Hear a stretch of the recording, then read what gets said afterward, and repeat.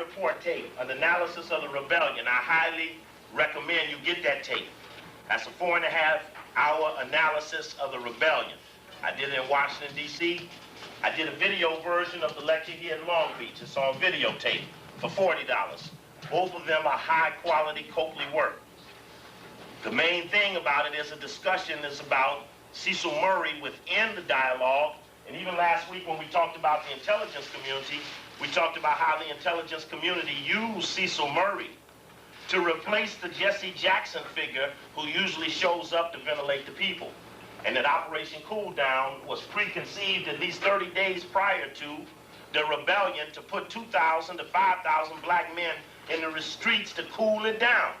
And we have a project going on all over the country called Project Freeze Frame.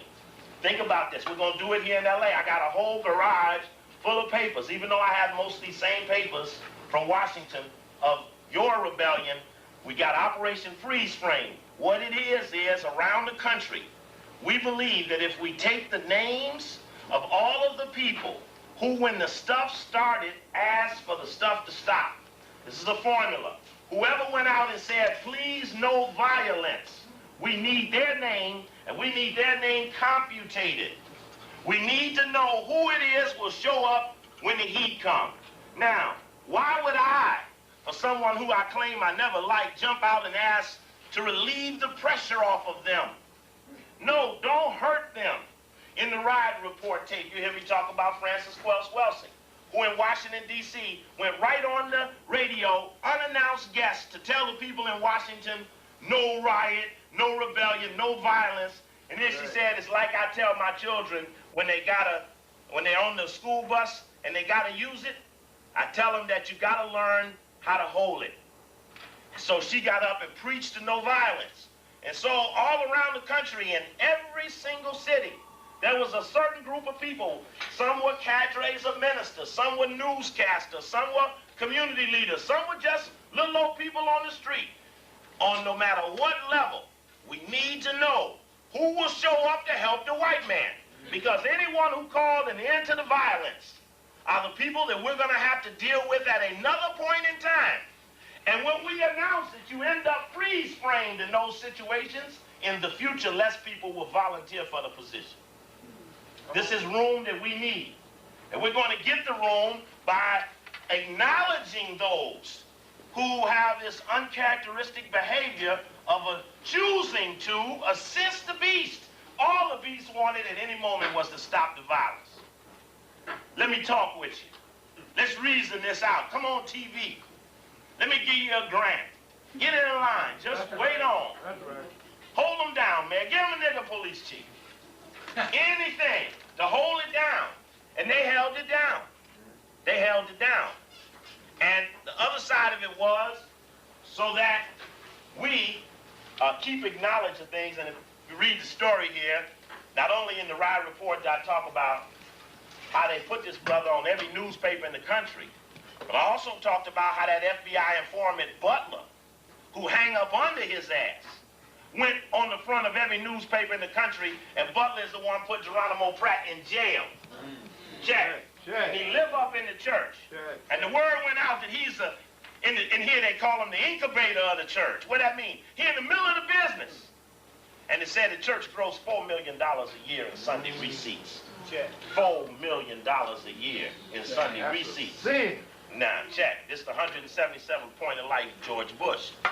See, we didn't know that until it come up. See, it didn't come up till afterwards. He was already in the fold. Got the FEMA money, the weed and seed money, getting all the money.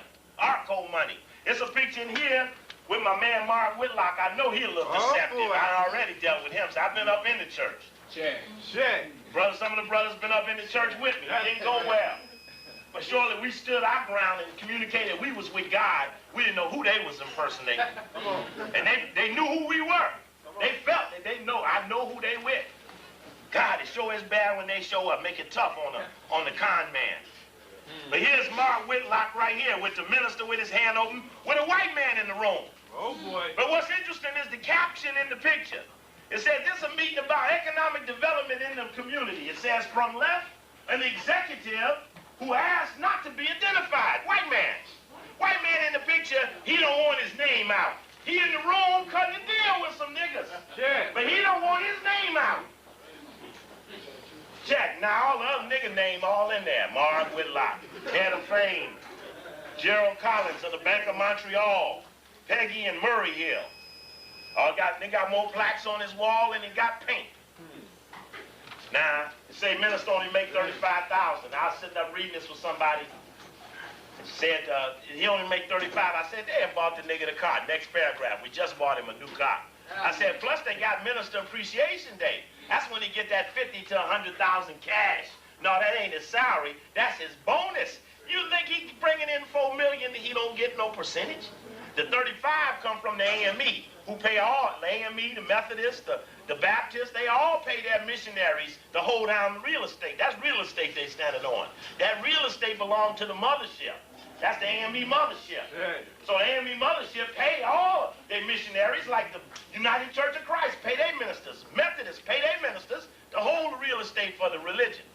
Okay, so anyway, when we come back to the intelligence community, we're going to come back to this subject since it's so prevalent where we standing now. Oh, Ed, Brother Ed, you looked at anything else in the article you think need to be relayed to the people? No, not at this point. All right, check. All right, so not at this point. Get him Ed. Is you gonna have it later, Ed? All right. All right. One other thing, as I was saying, we talked the other night, we talked about the intelligence community. I have some copies of that tape up here. I highly recommend it for those of you all who are around. There's one or two things in that lecture that I really want to better have the people understand. One of the other things we talked about was who ends up in a file. We looked at some old files that the government had, and we found out that in one case they had a category 1, category 2, category 3, and category 4. And these were the categories that they fit the people in. And category 1 was all the national leaders. Category 2 was the sub or the second or third in command leaders. And category 3 was the rank and file. Category 4 was anybody who wasn't in categories 1, 2, and 3. And that was just to tell us that even though you don't understand how you may end up in a file, way the categories go down, everybody fit in the file some kind of way, even a child. So that fourth category, that all of the above type of thing is type of thing that we suffer from. And then we talked a little bit about, it might still be left on here, we talked a little bit about a formula from a book on the military intelligence community. And this was a formula. Many of the books, if you start to analyze books that are actually written by the intelligence agencies or used in these schools and Washington, we got blacks in each state.